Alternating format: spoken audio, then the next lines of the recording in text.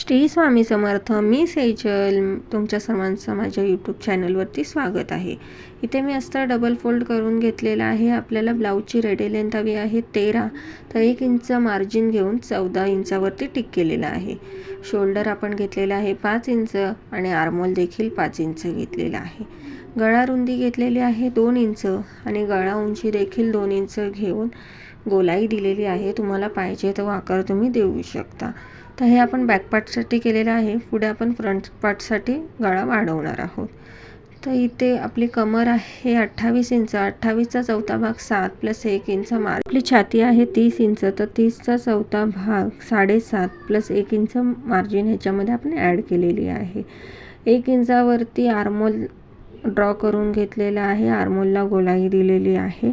आता main part घ्यायचा आहे. मेन पार्ट नीट इस्त्री करून नीट डबल फोल्ड करून घ्यायचं आहे.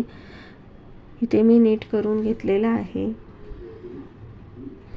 आता हे हलायला नको म्हणून मी टाचण्यांनी सिक्युअर करून घेतलेला आहे. बॅक पार्ट आणि फ्रंट पार्ट दोन्ही पण आपण एकत्र वर खाली असे लावून घेणार. तर आता आपण इथे फ्रंट नेक वाढवणार आहोत. इथे मी 3.5 फ्रंट नेक घेऊन गोल आकाराचा तयार केलेला आहे. आता हे सर्व आपण कट करून घ्यायचं आहे, फ्रंट आणि बॅक.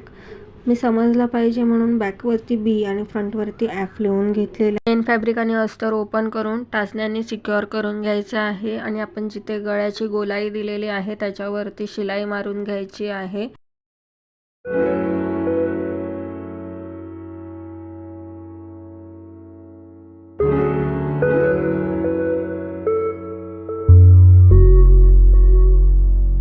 आता आपण गळा कट करून घेऊया. गळा कट करताना लक्ष द्यायचं, शिलाई कट नाही झाली पाहिजे.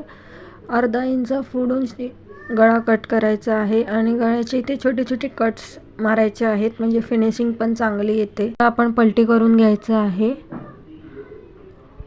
पलटी करताना लक्ष द्यायचं, अस्तर आणि मेन फॅब्रिक मधोमध फोल्ड झालं पाहिजे फिनिशिंगसाठी.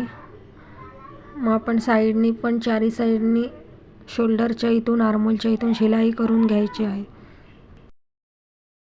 आता आपण शोल्डर जॉईन करून घ्यायचे आहेत.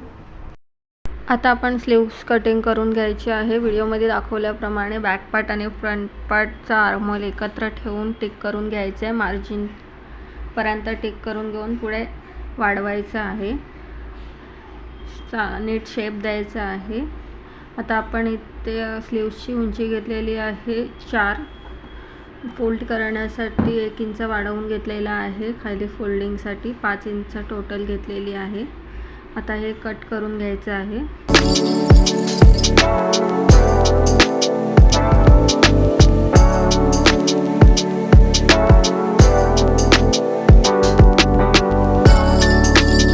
आता स्लीव्ज ओपन करून घ्यायचे आहेत. स्लीव्ज ओपन करून मध्ये फोल्ड करून सेंटरला कट मारायचा आहे. तयार झालेल्या स्लीव्सला खाली फोल्ड करून शिलाई करून घ्यायची आहे.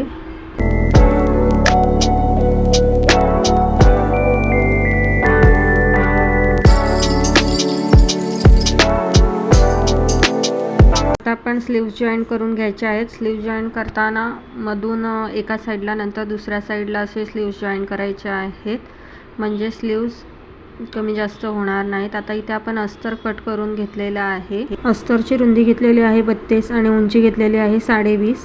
आपली फुल लेंथ आहे 34. तर आपण ब्लाऊजचे 13 मायनस करून मेन फॅब्रिक पण कट करून घ्यायचं आहे. रुंदी घ्यायची आहे 50. मी जास्त घेरसाठी 50 इंच रुंदी घेतलेली आहे. तुम्हाला कमी घेर पाहिजे असेल तर तुम्ही 40-45 पर्यंत देखील घेऊ शकता. आता ते उलटं करून ब्लाऊजच्या दोन्ही साईडला प्लेट्स मारून मेन फॅब्रिक पहिला जॉईन करून घ्यायचं आहे. मेन फॅब्रिक जॉईन करून झाल्यानंतर अस्तर जॉईन करून घ्यायचं आहे. मी इथे अस्तरला पण प्लेट्स मारलेले आहेत.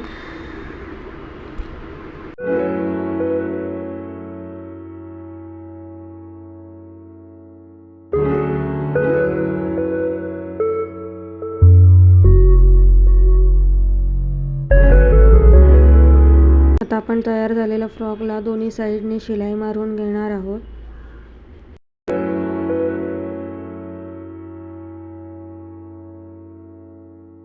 आता आपला फ्रॉक रेडी झालेला आहे.